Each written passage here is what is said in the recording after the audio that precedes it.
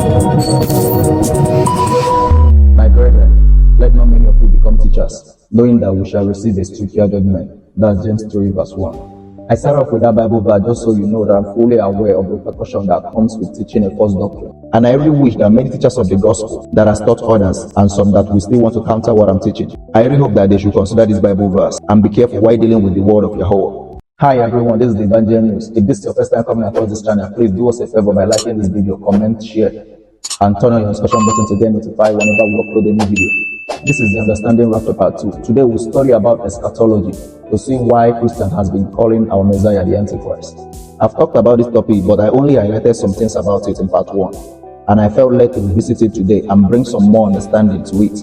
As I recently kept seeing people being delusional about this topic of the end time and how it's already becoming a mockery from the people outside the faith, just because some people don't care enough to carefully teach the word of our Father, nor seeking with all their strength and might. Therefore, many are now blinded, following fictions, things that are not real. And also, many prominent men that has a lot of influence, that are the teachers of the gospel, are still following the same false doctrine, even till this modern day, because of belief that was never scriptural, but was passed down to them in Bible schools. So they read about the end time in Bible school with a already made up mindset and understanding.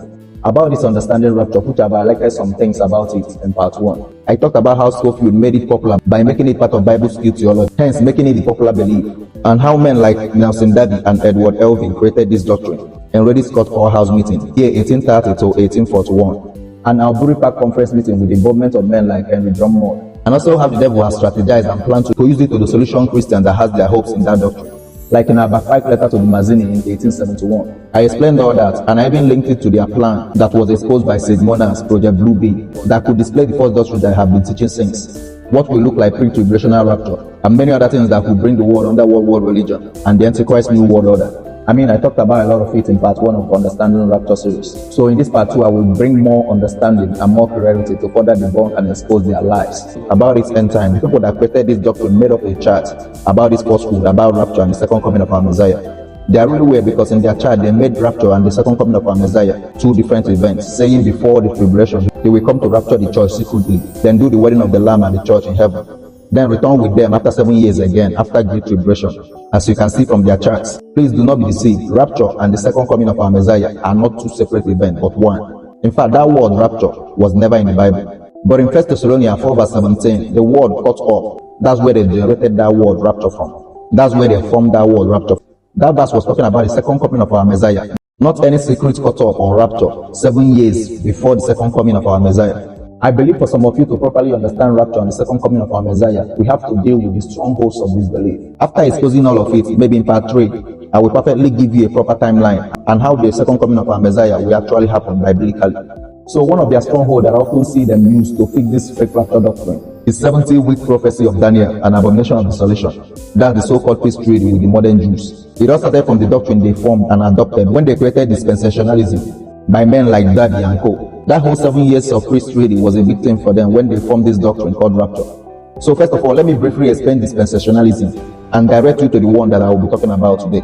What is dispensationalism? Dispensationalism is an evangelical theological system that interprets the Bible by dividing history into distinct, divinely and ordained eras, typically 7, known as dispensations. It emphasizes a literal interpretation of prophecy, a sharp distinction between Israel and the church, and a premillennial view of end times, often including a pre-tribulation rapture. And regarding of these dispensations, the one that I'll be talking about or debunking is their doctrine about the end time, which is the belief of maybe 100% of Christians because of men like Scofield by making it popular and the mainstream teaching. So let me explain. End time dispensationalism is a premillennial evangelical system that interprets biblical prophecy literally, distinctively separating God's plan for Israel from the church. It says it features a secret rapture of believers, a 7 years tribulation, and a literal 1,000-year earthly reign of Jesus from a restored Davidic throne.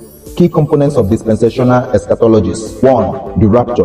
Believers are snatched to heaven before a 7-year period of worldwide tribulation, often viewed as secret events. Number 2. Tribulation. A 7 years period of divine judgment, Daniel's 70th week, targeting unbelieving humanity and allowing for the salvation of many, particularly within Israel. Literal millennium. Following the tribulation, Christ returns to establish a 1,000-year kingdom on earth, featuring a rebuilt temple, and the fulfillment of Old Testament promise to ethnic Israel. So this thing that I just read now, that I'm going to debunk and explain in this video today, the popular misconception about Daniel's 70th week prophecy, our Messiah prophecy about the abomination of desolation, using Matthew 24 and Luke 21, and to show you the reason why the Christians have been calling our Messiah the Antichrist unknowingly. Let me explain the actual truth about this whole thing and Daniel's vision or prophecy, and also read from Messiah's account that refer to that Daniel prophecy that has been widely misunderstood, so that I can bring some clarity and so that I can understand the timeline properly and stop being delusional with your end time expectations. So that as soon as wave of confusion and deception comes in this end time, I can abide firmly in the truth and be saved. So again, their stronghold, Daniel 9 verse 27, which says, "Then he shall confirm the covenant with many for 1 week, and in the midst of the week he shall cause the sacrifice and the oblation to cease. And for the overspreading of the abomination he shall make it desolate, even unto the consummation, and that determined shall be poured upon the desolate." This is very easy to understand if you know a little about the history of the Jews, or if you have read books about the siege of Jerusalem or the Jewish war by Flavius Josephus. This Daniel prophecy or vision, in conclusion, is all about the beginning of the new covenant with our Messiah. It's about the end of the old covenant. It's about the timeline to rebuild the second temple. It's about the timeline of our Messiah's first coming, nothing about his second coming or the end time or the Antichrist. It's about when the Jews prophetically ended the covenant of animal sacrifice on the altar of the temple. It's about when Titus besieged Jerusalem. It's when the synagogue, that's the temple, and the city of Jerusalem was destroyed in the year 70 AD. Exactly the same way our Messiah told them that it will happen. And I will get to that later. But what these people did with the doctrine of end time dispensationalism was that they confused people with the timeline and mixed it up with our Messiah, with Emperor Titus, even with the Antichrist himself. And people are confused, finding it hard to understand what Daniel was actually talking about. Let's read it in full context and see who confirmed the actual covenant with many for 1 week. Daniel 9:23-27. "At the beginning of your supplication, the command went out, and I have come to tell you, for you are greatly beloved. Therefore consider the matter and understand the vision. 70 weeks are determined for your people and for your holy city, to finish the transgression, to make an end of sins, to make reconciliation for iniquity, to bring in everlasting righteousness, to seal up vision and prophecy, and to anoint the most holy. Know therefore and understand that from the going forth of the command to restore and build Jerusalem until the Messiah the Prince, there shall be 7 weeks and 62 weeks. The street shall be built again and the wall, even in troublesome times. And after 62 weeks, Messiah shall be cut off, but not for himself. And the people of the Prince who is to come shall destroy the city and the sanctuary. The end of it shall be with flood. Until the end of the war, desolation is determined. Then he shall confirm the covenant with many for 1 week. But in the middle of the week, he shall bring an end to the sacrifice and offering. And in the wing of the abomination shall be the one who makes desolate, even until the consummation which is determined is poured out on the desolate." So let's explain what we just read. In Daniel 9:23, the ministration angel was telling Daniel why he came and told him to consider and understand the vision, referencing the possibility of misunderstanding it. So in Daniel 9:24, the angel started telling Daniel about the new covenant, which is the Messiah, and the 70-week time duration, that's 490 years, to make reconciliation for iniquity and bringing in everlasting righteousness. That's our Messiah. It's called what he did for us in the cross. So Daniel 9:24 is speaking about our Messiah in the most holy, in heaven. Then he stopped, and in Daniel 9:25, he started referring to the temple now.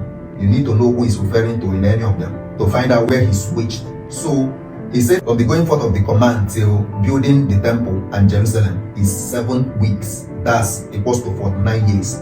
And until Messiah is plus another 62 weeks, or 434 years in total. That's 69 weeks or 483 years. Then he said it will be built in troublesome times. Nehemiah 4:17 said they were building with one hand and they were holding weapons in the other hand in troublesome times. And John 2:20 gave us a hint on how long it took them to build the temple. So from this Daniel 9:27, you can start seeing how he's missing words, putting words in between and overlaying them.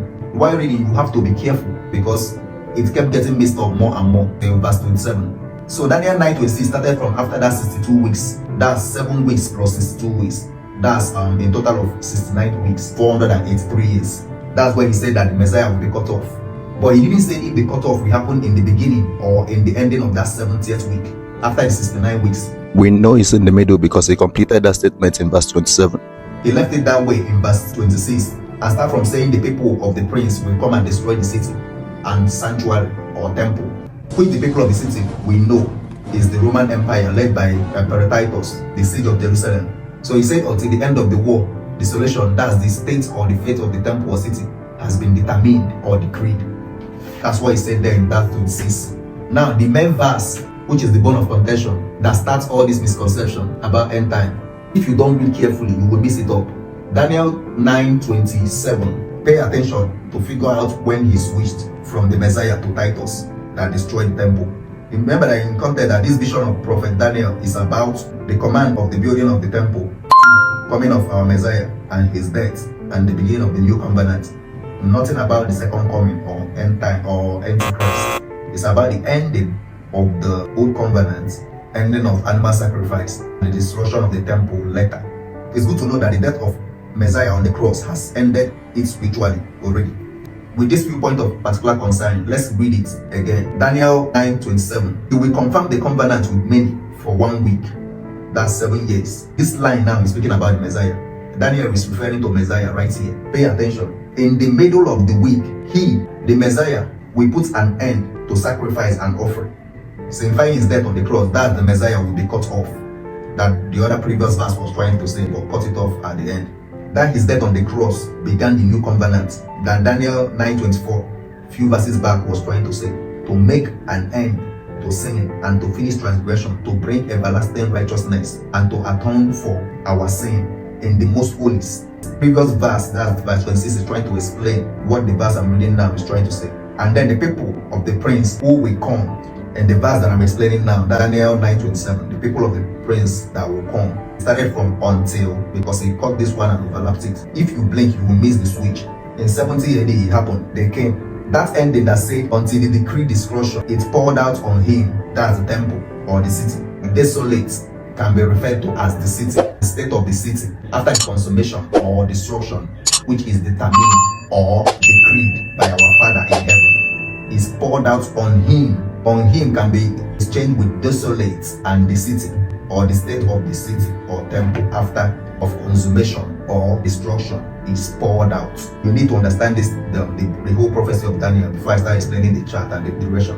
Let me just say this. If you read the book of Josephus in detail of what happened to the city of Jerusalem and the Jewish temple, you will understand it in detail. The unfortunate event was too horrible to even imagine. Just like our Messiah said, there will be none like it before and there will be none ever. Blood was flowing from the streets of Jerusalem like water. Heaps of dead bodies. Over 500 people were hanging on the cross daily by Roman soldiers. Some hide themselves inside the temple instead of surrendering.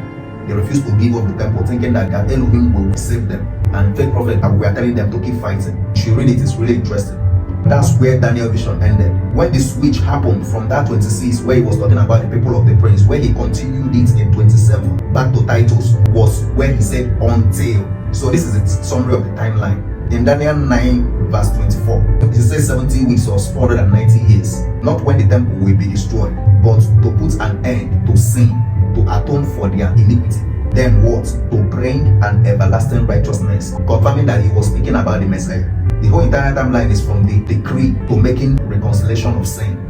That's the Messiah sacrifice. It's not till when Titus destroyed the temple, but in the middle of that last week, which is the 70th week, which is 7 years, in its middle is 3.5 years of our Messiah's ministration. And then in half of the 70th week, that's the crucifixion. I hope you understand what I'm trying to explain. So, one last explanation to make sure it sits well with you. It was Vespasian, Emperor Titus, that destroyed the actual temple in 70 AD. But he never confirmed any covenant with many people for 3.5 years of 1 week and was cut off in the middle of the week. But because that 27th is widely misunderstood, they can now get the real Antichrist to act according to this script, to make the masses on the mainstream, the Abrahamic religion, that have been feeding on deception all their life to dissolution, like Abba Pipe has planned in 1971 with the help of Freemason. So, in regard of confirming covenant, it means it has already been in place. The question is, who confirmed the actual covenant with men? It was the Messiah through the new covenant, like Daniel 9:23 was trying to explain. What covenant did he confirm? The covenant Yahuwah made to Abraham that through his seed, the nation of the world shall be blessed. According to Genesis 22 verse 18, the nation means people. For you to understand it better, read the whole Genesis 22 to see how Yahweh foreshadowed the sacrificial death of our Messiah on the cross through how Abraham almost sacrificed his son Isaac as a burnt offering. So Apostle Paul threw more light in this understanding. So let's see what Paul has to say about this whole thing. In Galatians 3, let's start with 7 to 8 first. Therefore know that those who are of faith are sons of Abraham. And the scripture, foreseeing that Elohim has justified the Gentiles by faith, preached the gospel to Abraham beforehand, saying, in you all the nations shall be blessed. Galatians 3:13 to 15, it says, the Messiah has redeemed us from the curse of the law, having become a curse for us. For it is written, cursed is everyone who hangs on the tree, that the blessing of Abraham might come upon the Gentiles, the Messiah Yahushua, that we might receive the promise of the Spirit through faith. Listen, brethren, I speak in the manner of men, though it's only a man's covenant, yet if it is confirmed, no one annuls or add to it. You see what that verse 15 said in New King James Version? So it's only a man's covenant, yet if it is confirmed. So 16 to 17 said, Elohim gave promises to Abraham and his child. And notice the scripture didn't say to his children as if it meant many descendants. Rather, it says his child. And that, of course, means the Messiah. This is what I'm trying to say. The agreement Elohim made with Abraham would not be cancelled 430 years later when Elohim gave Moses the law. Elohim will be breaking his promise. I love to read New Living Translation on that one because it perfectly exposed the mainstream falsehood of Israel 400 years in Egypt. But listen to that verse 15 in New King James. This is what he said. And this I say, the law which was 430 years later cannot annul the covenant that was confirmed before by Elohim in Messiah, that it should make the promise of no effect. The law which was 430 years later cannot annul the covenant which was confirmed. You see who confirmed the covenant now? You see who confirmed the covenant? That's when he confirmed it on the cross, causing the sacrifice to cease, because his blood is our high priest. The blood was brought to the holies of holies in heaven, where the decree was made and it was confirmed. The Messiah was the one that brought the new covenant promised to Abraham's seed, which is him, the Messiah, Yahushua. And he confirmed the covenant with many for 1 week. In the midst of the week, he, the Messiah, ended the animal sacrifice and offering in the old law of Moses, confirming the beginning of the new covenant, confirming the new covenant in the tablets of heaven, where the decree or the termine was passed by our Father. Now the Gentiles are now coming because of that sacrifice that the Messiah made on the cross. Through his sacrificial death and faith, the nations of the world is blessed, just the way he promised Abraham. The end of old covenant and the beginning of the new covenant. That's what Daniel vision was trying to say. When he was cut off in the middle of the 70th week, that's 3.5 years of his ministry, from when he was anointed for his ministry in Jordan and his death. He caused the animal sacrifice and burnt offering to cease, because through faith in him, all atonement is fulfilled in new covenant. Reasons why, as he died then, the veil that covered the holies of holies. I guess you don't know why the temple curtain was split into two, and all those signs that the Bible recorded the moment the Messiah was cut off or died. Some of you don't even know what the curtain that was split into two is used for in the temple. According to Leviticus 4:1-6, for sin offering, it showed that they sprinkled the blood of bullocks on it 7 times for the sin offering when doing animal sacrifice. And in verse 13-17 of that Leviticus 4, it will let you know that bullock is used for the sins of the congregation, the assembly, the whole Israel. Now in Messiah is both natural and wine branch. That's the meaning. Okay? That's what that curtain is used for, if you don't know. So everything that happened was very significant. It was supposed to happen because the decree is being passed, because that's how it was determined in heaven. But then Daniel 9:27, when the angel used the word until, that's when the physical temple destruction or consummation occurred in 70 AD by Titus and the Roman soldiers. That's the people of the prince that the previous verse was trying to say. Because that physical destruction of the temple didn't fall within the 70-week prophecy timeline. That's why in that last line in Daniel 9:27 was used until, because the chart ended in the middle of the last week, that particular 1 week, which is the 70th week. Understand how messed up and complicated the verse is, and it's scary because it's a hard thing to call the Messiah the Antichrist or mix it up.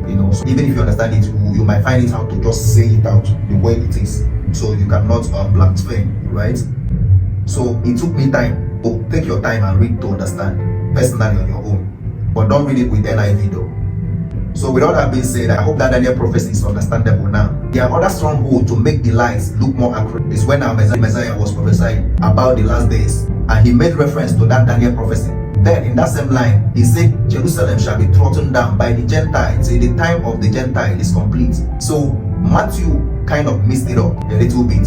So Darby and Co took advantage of that. They cut off the process and timeline in between and added the time of the Gentiles. That's the time we are now. He added it in between the charts, calling it the prophetic gap or the time of the Gentiles. But that's never, I don't know how that is in scripture in any way. He called it prophetic gap and added some Bible verse out of context as usual to make it sound accurate. And in the end of that chart, after the prophetic gap, they brought back the last 70th week again after previously cutting it out. They said the last 70th week will start again from when the secret rapture will happen, making the church to escape the great tribulation. Then, in between the 7th week, the Antichrist will make a peace treaty with the modern Jews. He has a peace treaty he signs for 1 week, one Shabuah, period of 7 years. He signs this peace treaty with Israel. That's what Daniel 9:27 tells us. But in the middle of this week, 3.5 years into it, he stops it. He comes in, stops all of the sacrifices and offering. He cancels the treaty and he turns on the Jews. And the whole purpose of this time of Jacob's trouble is for the Jews to realize that we missed it. What were we thinking? Jesus was the Messiah. They'll beg for him to return. And guess what? Jesus returns to rescue Israel at the end of the 70th week and usher in the millennium. He gains control over all the world. Here's the key thing that he does. He makes a covenant with Israel at the beginning of his career, and he promises to protect them from all of their Arabic enemies. And so Israel goes back home, and they kind of disarm. They use all of their inventiveness and try to rebuild their economy. And the Bible says while they're at peace, he comes in and he breaks the covenant that he had made with them. So the peace treaty is negated. At the end of 3.5 years, he comes in and he violates their temple. He says, and he, the Antichrist, shall make a strong covenant with many people for 1 week. That is 7 years. This is called the prophecy of Daniel's 70th week. So now, you see how they missed Messiah with the Antichrist, all because of falsehood. They say after the first 3.5 years, the Antichrist will break the peace treaty and reveal himself as the Antichrist. And after another 3.5 years, then they add that place from Matthew that Messiah said that the time shall be cut short, else no one will be saved, and no tribulation will be like that ever again. Then they said at the end of the 7 years, the Messiah will return again after secretly coming to take his people. Then he will return again, that's the third time, and fight the war of Armageddon, and that's his second coming. That's how the doctrine is. I know this very well because Rapture doctrine is one of my favorite Bible's mystery that I always wanted to decode since I was little. I've been reading about these end time events since I was little. The one presented to me wasn't connecting properly as I was growing in the truth of his word. So because the people that created this doctrine are called theologians and Bible scholars, should I not now examine and double check their work? Because the Bible said. So I will debunk a lot of those falsehoods in this video today. So because the Messiah talked about this same abomination of desolation spoken by Prophet Daniel in 3 verses in the New Testament, that's Matthew 24:15, Mark 13:14, and Luke 21:20. They like to use those verses to confuse people. Hope you have now understood the timeline and what Daniel was talking about. Let's further understand the Messiah's prophecy in Matthew 24 about the end time, where he referred to that Daniel prophecy. So I will read it and thoroughly explain the full context of our Messiah's end time prophecy, so that I can bring his proper understanding and the timeline by combining Matthew and Luke's account. So you will stop missing it with Daniel's prophecy about confirming the covenant with me. What covenant did the Antichrist father, that's the devil, kept for Israel that he's trying to confirm? Maybe he kept for the fake Israel because we, the real Israel, there is none. So if it is not for us, it's not biblical. The Bible said, confirm the covenant with many, not to make a new covenant, not making peace treaty. He said, confirm that's to authenticate what has already been there before, not making something new. Anyways, let's continue. I just can't stand lies. So let's debunk the one our Messiah prophesied that they used to mix things up. I will read from Matthew 24, 1-31. Remember, the disciples came privately, and some of them documented it in their books. But Matthew's own was a little more confusing and mixed up. And that's the one they love using a lot. Though it's not wrong, it's just a timeline issue. I prefer Luke's accounts more. But let's start with Matthew 24, 1-31 first. First, I will read this one throughout without so much explanation, because I will explain it later when we get to Luke's account. Okay? Matthew 24, 1 to 33, it says, when Yahushua went out and departed from the temple, the disciple came up to show him the building of the temple. And Yahushua said to them, do you not see all these things? Surely I say unto you, not one stone shall be left here upon another that shall not be thrown down. Now as he sat on the Mount of Olives, the disciple came to him privately, saying, tell us when these things shall be, and what shall be the sign of your coming, and the end of the age. So even the apostle, his disciple, thought his return would be sooner, maybe immediately after the destruction of the temple. Remember, even as he was about to ascend to heaven, they still asked him, Master, will you at this time restore the kingdom to Israel? They don't fully understand it as at then. You have to understand the context, even their mentality, why they were asking those questions and documenting it. So from verse 4, the Messiah answered and said to them, take heed that no one deceive you. For many will come in my name, saying, I am Christ, and will deceive many. And you will hear of wars and rumors of wars. See that you are not troubled. For all these things must come to pass, but the end is not yet. Foundation will rise against nation, and kingdom against kingdom. There shall be famine, pestilence, and earthquake in various places. All this is the beginning of sorrows. Then will they deliver you up to tribulation and kill you, and you will be hated by all nations for my name's sake. And then many will be offended, will betray one another, and will hate on one another. Then many false prophets will rise up and deceive many. And because lawlessness will abound, the love of many will wax cold. But he that endures to the end shall be saved. And the gospel of the kingdom will be preached in all the world as a witness to the nations, and then the end will come. Verse 15, therefore when you see the abomination of desolation spoken by Daniel the prophet standing in the holy place, whoever reads, let him understand. Then let those who are in Judah flee to the mountains. Let him who is on the housetop not go down to take anything out of his house. Let him who is in the field not go back to get his clothes. But woe to those who are pregnant and to those who are nursing babies in those days. And pray that your flight may not be in winter on the Sabbath. For then there will be great tribulation, such as has not been since the beginning of the world until this time. No, nor ever shall be. And unless those days were shortened, no flesh shall be saved. But for the elect's sake, those days will be shortened. Then, if anyone say to you, look there, is Christ, or there, do not believe it. For false Christ and false prophets will rise, and show great signs and wonders to deceive, if possible, even the elect. See, I have told you beforehand. Therefore, if they say to you, look, he is in the desert, do not go out. Or look, he is in the room, do not believe it. For as the lightning comes from the east and flash to the west, so also will be the coming of Son of Man. For wherever the carcass is, there the eagles shall be gathered together. Immediately after the tribulation of those days, the sun will be darkened, and the moon will not give its light. The stars will fall from heaven, and the powers of the heavens will be shaken, and the signs of the Son of Man will appear in heaven. Then all the tribe of the earth will mourn, and they will see the Son of Man coming on the cloud of heaven with power and great glory. And he will send his angels with great sound of a trumpet, and they will gather together his elect from the four winds, from one end of heaven to another. So that's Matthew 21, 1 to 31. So honestly, Apostle Matthew messed it up.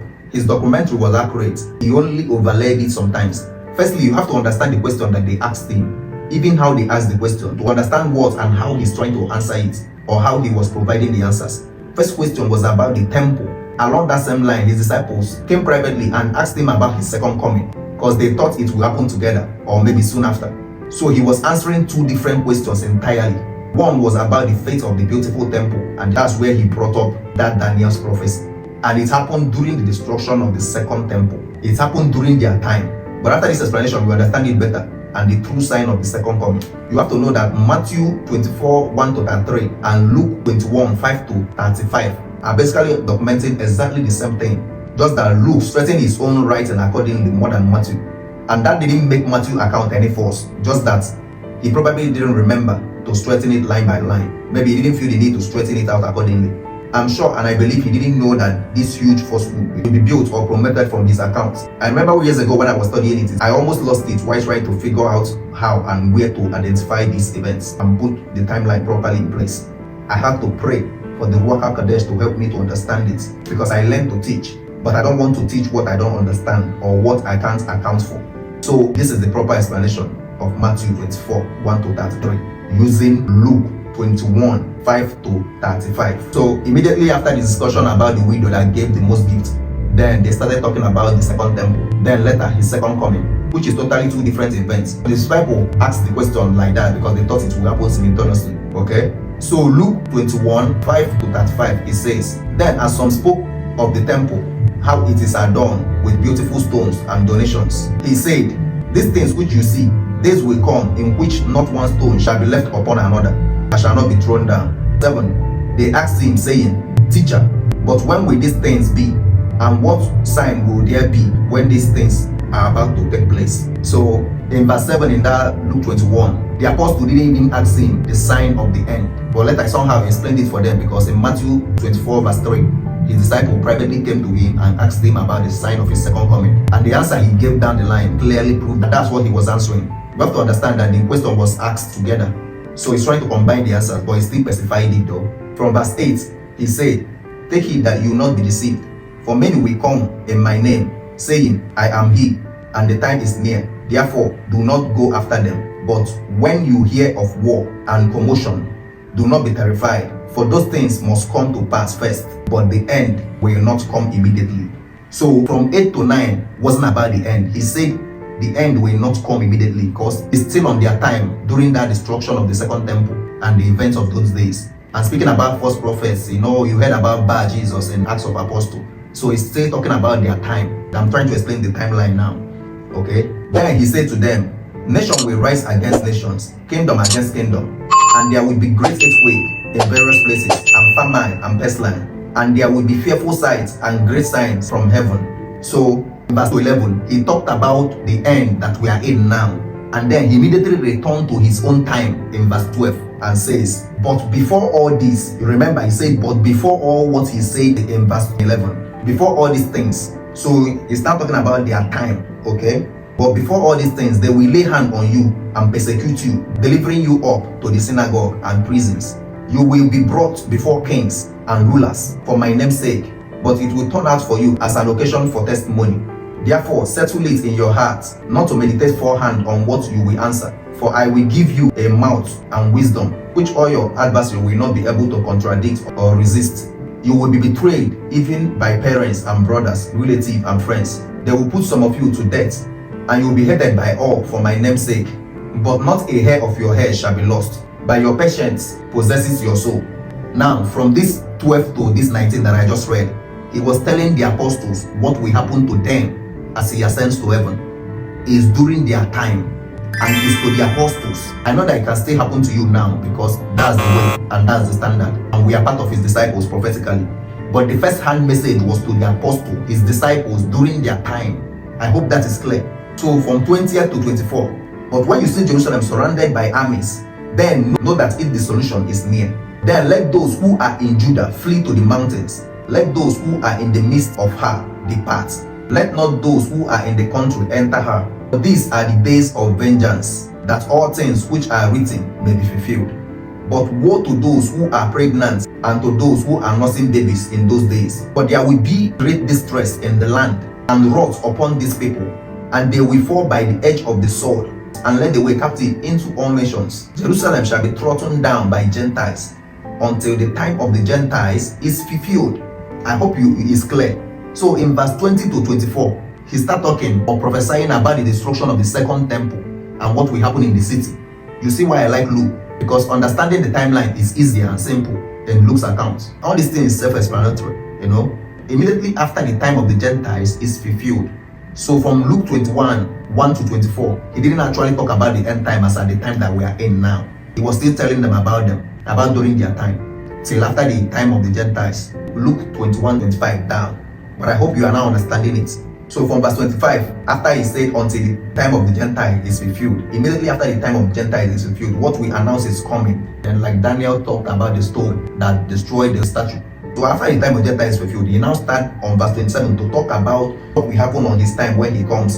And there will be signs in the sun, in the moon, and in the stars, and on the earth distress of nations with perplexity, the sea and the wave rolling, men's hearts failing them from the fear and the expectation of those things which are coming on earth. For the powers of the heaven will be shaken. Then they will see the sign of Son of Man coming in the clouds with power and great glory. Now when these things begin to happen, look up and fill up your heads, because your redemption is near. So from 25 to 28 was exactly about his second coming. He was telling them about what will happen at our time, his second coming. In verse 29, he started using parables to make them to identify what will happen in those days. Then he spoke to them a parable. Look at the fig tree and all the trees. When they are already bubbling, you see and know for yourself that summer is now near. So also when you see these things happening, know that the kingdom of Elohim is near. As surely I say to you, this generation will not by any means pass away till all things take place. Verse 34 to 36, he was just telling them to be watchful. Reasons why they will be watchful and careful about the time. But take heed to yourself, lest your heart will be weighed down with carousing, drunkenness, that day will come on you unexpectedly. For it will come as a snare on all those who dwell on the face of the earth. Watch therefore and pray always, that you may be counted worthy to escape all these things that will come to pass, and to stand before the Son of Man. But like I said, verse 33 to 36 was just telling them reasons to be watchful and reasons for them to be careful. So I hope I have explained it better now with proper timeline. Remember, Matthew 24 and Luke 21 are the same event, but one clarified the timeline more. Hope with this understanding now that these Satanists won't deceive you with false doctrine anymore. Now, anywhere you see any statements in Matthew 24, you can now use this detailed explanation I gave to you with the help of Luke to dictate and fix the proper timeline for each event. Many of those events happened almost immediately after his ascension, and it's only few of those that will often start with the song "We Give Up This Light" and the power of heaven will be shaken. Those are the ones that are meant for his second coming. He didn't mix it up or twist it. He was only answering the question exactly how they asked him. It was Apostle Matthew that mixed it up a little. Again, not because he deliberately wanted to create confusion, but it was a documentary you write down as soon as he remembers, whether randomly or not. It's offended that many explain end time with Matthew 24 without proper understanding the timeline, mixing up things instead of using Luke 21. But now that I've helped you to understand it better by the help of the Ruach HaKodesh, I hope this makes the difference. So when Messiah brought up Daniel prophecy and said, "Them in Judah should flee to the mountains," it is simple to understand. It was when Rome came to destroy the temple and the city of Jerusalem, not now. You see the way it took me time to explain all this, so there will no longer be any confusion. All these things matters a lot, so I put my time and effort, and I'm happy that you understand it now. I've used scripture to explain itself. With explaining all these things, you see that when our Messiah was talking about that Daniel prophecy in Daniel 9 verse 27, that he wasn't talking about our time. Clearly, he wasn't talking about our time. What he prophesied about has already happened long time ago. But like I always say, the devil and his crew can orchestrate and add these things out easily, and have his agents shouting it on the pulpit and displaying it on the mainstream media that what is happening is the biblical prophecy to deceive many of you. I hope many of you now can see the lies as I've explained their stronghold about this Daniel prophecy that they always use to establish their fake doctrine. And I properly straightened out the timeline of our Messiah's end-time prophecy too, in Matthew 24 with the help of Luke 21 for proper understanding, to expose this false doctrine that was made to lead men into the hand of the beast. Nothing about this current fake Israel has to do with the second coming of our Messiah, but it has everything to do with the coming of the Antichrist. Don't be deceived or carried away. They are the synagogue of Satan Revelation 2:9 was talking about. In another video, I will break down more misconceptions and strongholds surrounding this eschatology. All these that have been exposing and revealing to Christians. Someone might have this question in their hearts. Someone might say, does that mean you know more than the scholars and theologians? Or are you indirectly saying in this case that those scholars were sincerely wrong? Or maybe they know what they were doing to push the agenda of the devil? Or did they genuinely misunderstood it? Well, if you say that for most of our recent big gospel preachers, I would agree that that's the case. Probably they are sincerely wrong because they just follow an already arranged pattern of research. But that's not the case for the people that invented this false doctrine. I believe they knew the truth, but decided to sell lies to the masses, pressing few affiliation with the Freemason secret society from day one, carefully guiding it, making it mainstream, while making sure most Christians are delusional of what to come. You know, it's all part of the wiles of the devil to absorb as much as he can, even the Christians, to the one world religion, through Project Blue Beam and the merging of the new world order of the Antichrist. This is what everybody believes. Now they can easily get the Antichrist to play according to this script that they have made the Christian to believe. I think I need to clarify this, it's very important. I'm not advocating for the Antichrist. I am exposing the lies and the falsehood. Because when they will want to unite the world by presenting the Antichrist as the Messiah and wish to unveil this truth that they themselves have hidden by themselves, and maybe take part of these clips and others that they might publicize to change the narrative and the mainstream perspective to accept the Antichrist. Note that I'm saying it now beforehand, that the Messiah in Daniel 9:27, the true Messiah, has come and gone back. That vision has happened years ago. It's not about the end time. And if anything brings up that vision in Daniel 9:27 to justify his place in this end time, it is the Antichrist. Anything about that vision that doesn't finish around 70 AD but continue to bring it up till now is totally manipulation from the Antichrist and from the big system to unite the world into the new world order. I'm exposing, I'm not approving. I hope that is clear. So because of our time, we'll be rounding it up now. In the next Understanding Rapture series, I will expose more of this popular misconception about rapture that is related to all this. Then at the end or in the last series, I will teach on actual truth, things we call rapture and how it could happen. So if you have watched this video to this extent, please do us a favor by liking this video, comment, share, subscribe, and most importantly, turn on your notification button to get notified whenever we upload a new video. Thank you. God bless you. See you next time.